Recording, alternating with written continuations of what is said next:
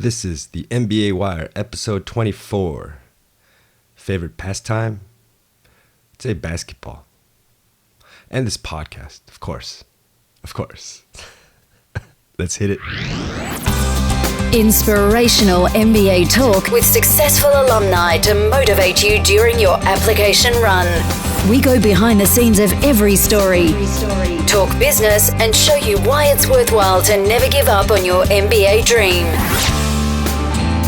And now, here's your host with the most, Mateo Chang. What's going on, citizens of the MBA Wire? We are here in Paris at the Louis Vuitton Foundation. We just had a fantastic dinner at the Le Franc restaurant. I'm sitting here with Abhishek Sengupta, an alumnus of HEC MBA 2011. So I graduated in 2011, right? Yes, graduated in 2011, and he has actually given us a few minutes of his precious time at the end of this amazing dinner to give us an interview. And why don't you tell our listeners a little bit about yourself? So by my first degree, I'm an engineer. I worked 6 years in the software industry. So first 4 years was in project execution. So I was basically executing end-to-end projects for customers. And then I moved into consulting.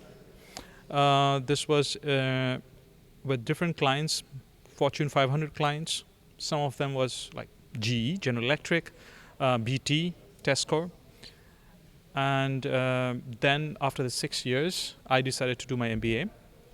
Came to HEC MBA, 16 months. In the 16 months, one of the key things which affected my professional life also was the internship, which I did with Schneider Electric. I became interested in energy, so I applied to a few energy companies also, along with the other focuses that I had. And then I joined the Siemens Finance Excellence Program. It's a leadership development program for finance leaders in Siemens. That was in 2011. It was a 2-year rotational program. I finished it. And as of now, I'm working as an integration manager for a joint venture that Siemens has set up with Accenture. So tell me, where are you from? I'm originally from India. India, fantastic. So you applied for the MBA from India? It's a mix. So I started in India and I finished it when I was in UK. Okay, all right. So most of our students, they're going through their application process now, and they're facing difficulties, and much like the same difficulties or other difficulties that you had. Can you tell us a little bit about your difficulties and how you overcame them? Sure. So some of the difficulties, I think it starts with the basic when we start with a GMAT, preparing for it. I was working as a consultant at that point of time.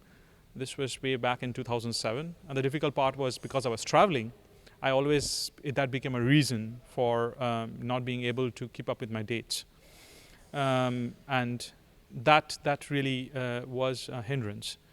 And so I basically then strategized that I need to prepare over a period of time, and then took some time off, around 2 weeks, where I just concentrated and gave the exam, nothing else. Because I had finished an assignment, I told my boss, when my boss was really supportive, said, these 2 weeks, I'm just going to prepare for my GMAT and give it.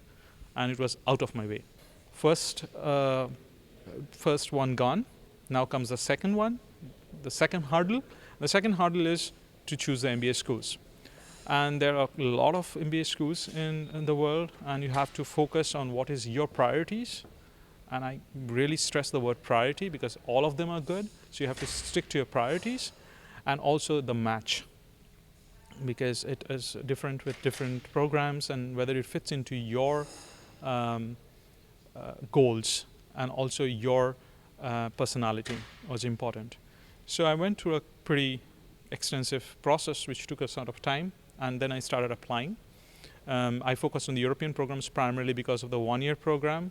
And HEC fit in because I wanted a sort of a best of two worlds. So that was one of the reasons why HEC was very attractive to me. Then apply and get it out of the way, send it. And the essay writing is a bit, I will not say stressful, but it is repetitive. But the first one is the most difficult one to get. Once you get the first one, the next one, you should not stop.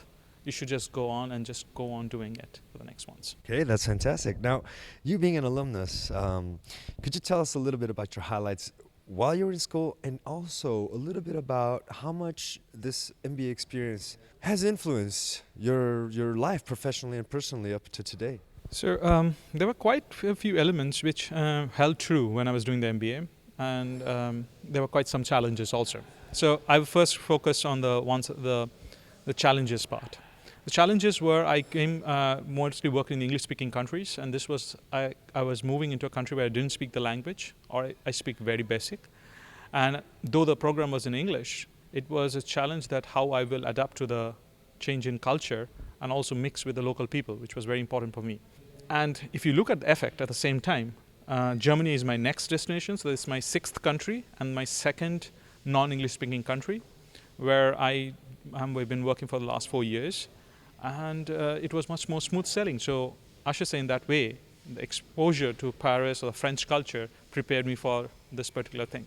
That was the first one. The second one is also about the job scenario. That's the other challenge we had at that point in time. You know, European MBA programs had at that point in time, it was a very hard time that it was not expanding, and we still have it. So you had to really look at focused jobs. And of course, we want the ROI, the return on investment that we are looking for. And it was hard to gauge which were the areas which you could focus on for the jobs. So that's not very easy, and you have to really look which are the axes you want to concentrate on. Do you want to change your geography, your function, your industry, everything, or do you look at two of the three things? For me, it was pretty much a change in all three of them to some extent. Now let's start with the transformation part. How did it help me? I think the mix of people really helped me, the mix of the cultures. So as Professor Garrette was telling us in the afternoon, that we don't just say about diversity, we enforce it. So when we did the assignments and everything, we are forced into groups where they saw the maximum variance. So that was important. So, and it was the uncomfortable situations. And as we say in business, you don't get to choose the people you work with. You get to choose how you work with them. That's your choice. And that's something we had to adapt to, and it was not easy. Let me be very, very frank with it. It was difficult. There were moments I remember when one guy just walked off, and I was just sitting with the lady, and the other person just walks off after that. I don't want to do this. But we successfully went through that. The second thing is, of course, I would mention the special events like the MBAT, the MBA tournament. Why do I talk about it? Because it is a sports tournament where we were responsible for organizing it. Leadership doesn't happen in the rooms, and this is true in this case too. We were thrown into the crowd to organize an event where you are representing HEC as a host. So you are not representing yourself, you are representing HEC as the host, and you better keep it. And there were situations which you often face in a company, like for example, the people whom you go out on drinks in the evening are the people you are fighting with to get certain things done during the day. And that's what exactly the MBAT was about. So we fought amongst us, but we made sure that our relationship never came in the way. And this goes a long way. It really helped me in my job also to keep that in mind always, that those two are two different worlds. And the third thing, of course, we also talked about it, is the risk-taking ability, which is tested in this military thing, which we do, the 2 days military camp. This is very unique. People find it really weird, and believe me, I found it very weird when I first heard it. And even after I did it, after 2 days, I really thought, why did I did it? But the debriefing, and when you reflect on it, and we were asked to reflect on it, what we took away from the program is the most important. And I think for me, the most important is the risk-taking. Thinking on the feet, whether you want to take that risk or not. It's just the moment. You have the moment judgment. No decision is right and wrong. We know in business, but you have to take a decision. You just can't delay decision making. Then you will ruin the business. And that was a very good way of putting it the hard way.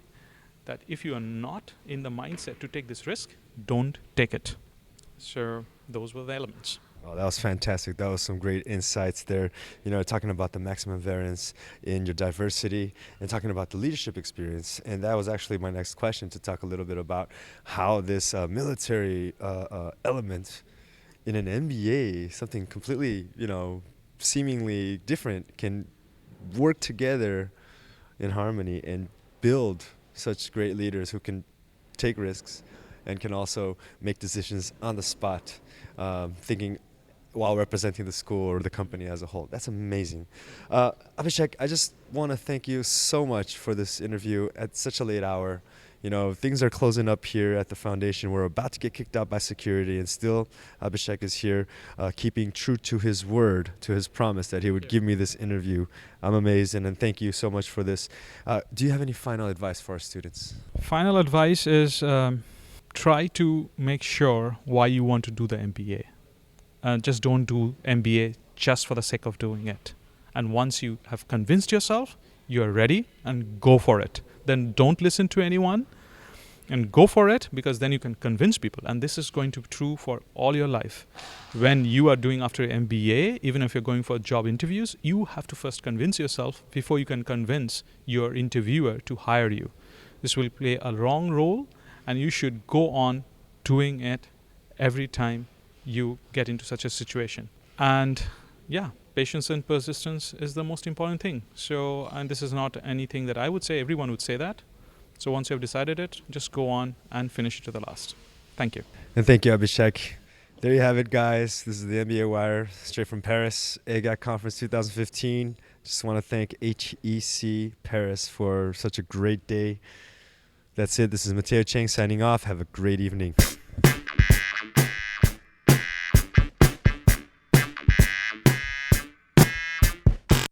Next up, we have Bernard Garrette.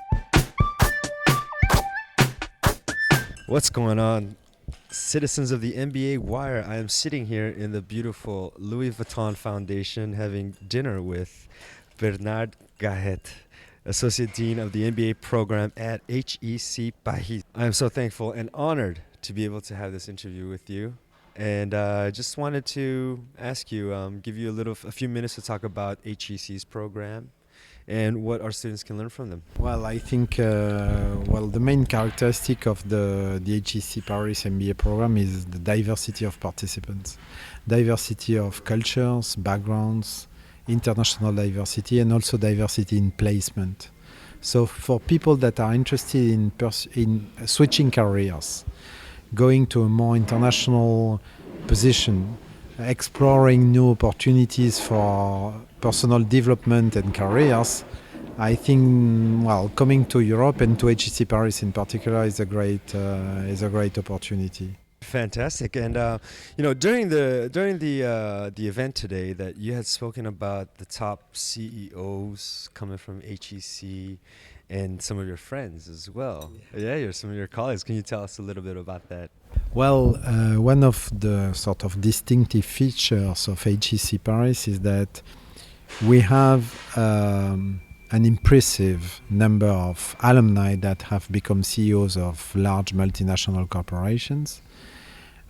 Some of them are French multinational corporations, such as L'Oréal, for example. L'Oréal is led by Jean-Paul Agon. This is the name of the CEO, and he is an alumnus of HEC Paris. So is François-Henri Pinault, the CEO of Kering. Kering is the group that owns Balenciaga, Yves Saint Laurent, Gucci, and other brand names that are very famous. And also François-Henri Pinault, the CEO of this company, is an HEC alumnus. And I was in the same class. So we were in the same class. So I used to go to class with him. And the anecdote I'm always telling people is that he married the actress Salma Hayek, but I married the most beautiful woman in the class. So I think I won the competition. Yes. But speaking more seriously, HEC Paris has really is really the alma mater of CEOs. So we are in the top 5 worldwide for the number of alumni that have reached CEO positions in large multinationals. So if you take the Fortune Global 500, the 500 largest market caps in the world, and you look at which schools the CEOs of these corporations have graduated from, the top 5 universities they have graduated from are Harvard University, Stanford University, Tokyo University in Japan, Keio University in Japan, and HEC Paris in Europe. So we are in this group of the best institutions in terms of training the leaders of the business world. Yes, HEC is considered the number one elite business school in Europe, yes. And it's just amazing to be able to sit here and talk to you about that. And you as the Associate Dean of Admissions in the MBA program, yes, what kind of students are you looking for? I mean, what is like the core qualities that students that you guys are really thriving to push to accept into the school? Well, I think the MBA experience is made of what you take out of the MBA, but the more you give, the more you take. So we look for students that are able to contribute to the class. So of course we need to have good learners. We check that the students are able to learn from the program. So basically we want them to have a decent GMAT score and to have good learning capabilities that they can demonstrate through their past school records and all that. And every program does that because we need good learners. But we also need the same people to be good contributors. So basically to teach the others. Because in an MBA experience, you learn a lot from your peers. So you learn from professors, from coaches and all that, but you also learn from peers. And so we want students that are able to learn from peers and also to teach peers. And this is why we try to make the class as diversified as possible in terms of profiles, so that when the students meet, they have actually a lot to learn from each other.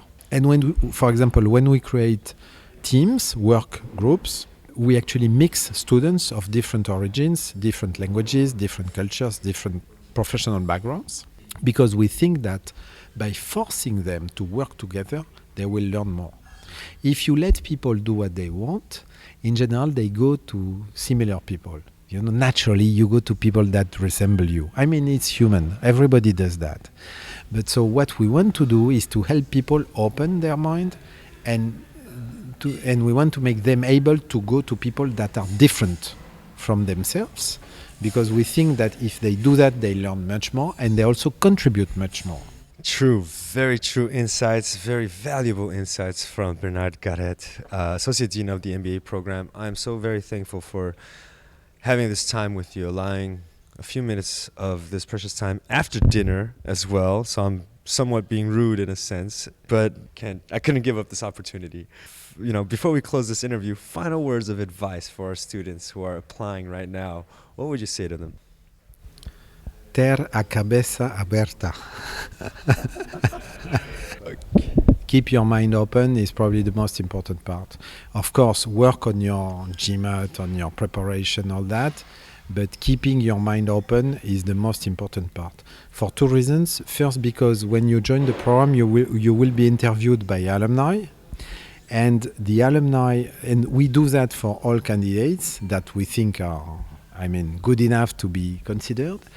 And we think it's a strength of the school because it's the first contact that the candidates have with the school through the alumni in their own country. Okay, and what the alumni look for is mind openness, the ability to interact with different cultures, the ability to bring something to the table and to be open. So the students we like the most are the students that contribute the most because they are less prejudiced. They are open-minded. They think that the world is becoming global but not uniform. So there are still differences everywhere, and we think they have to respect these differences and actually to build on these differences to create new business opportunities. Okay, so yes, keep an open mind is definitely important, and being able to take initiative is also very important. It's basically the flip side of the same coin, you know, because if you are open-minded, you are receptive. In general, you are able to take more initiative, just because you have more ideas than people that sort of are too narrow. That's fantastic. Be open-minded and take initiative. You heard it here on the MBA Wire, straight from the Associate Dean of the MBA program at HEC, Paris, Bernard Garrette. Thank you so much. Thank you for your time. We're going to call it a night. Take it easy. Thanks for tuning into the MBA Wire. Would you like to know more? Visit us online at thembawire.com today and leave your questions and feedback. While you're there, sign up for an exclusive free audio series to help you strengthen your MBA interview. Thanks for listening, and we'll see you next time on the MBA Wire.